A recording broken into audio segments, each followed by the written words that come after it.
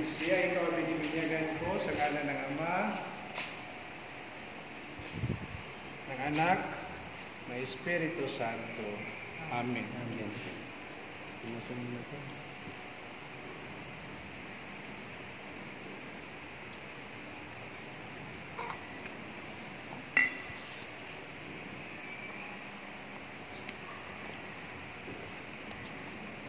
Ngayon naganap na ng Diyos Ama ng Panginoong Jesucristo ang muling pagsilang sa tubig at Espiritu Santo. Ang pagpapahid ng langis ay nagpapakilala ng paglukob ng Espiritu Santo sa muling isinilang sa binyag. Maging matatag nawa ang batang ito sa kaniyang pakikisa kay Kristong Hari, Pari at Propeta, ngayon at magpakailanman. Amen. Isya.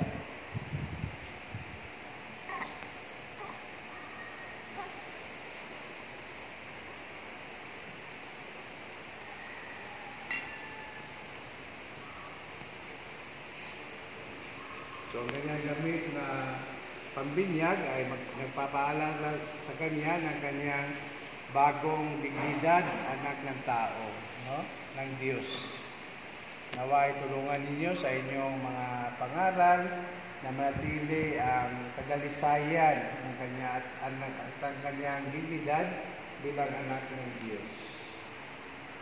Ngayon ay ang Ama, ang Tatay ang magsindi, tapos mula sa kanya ay magsisindi ng kandila ang iba.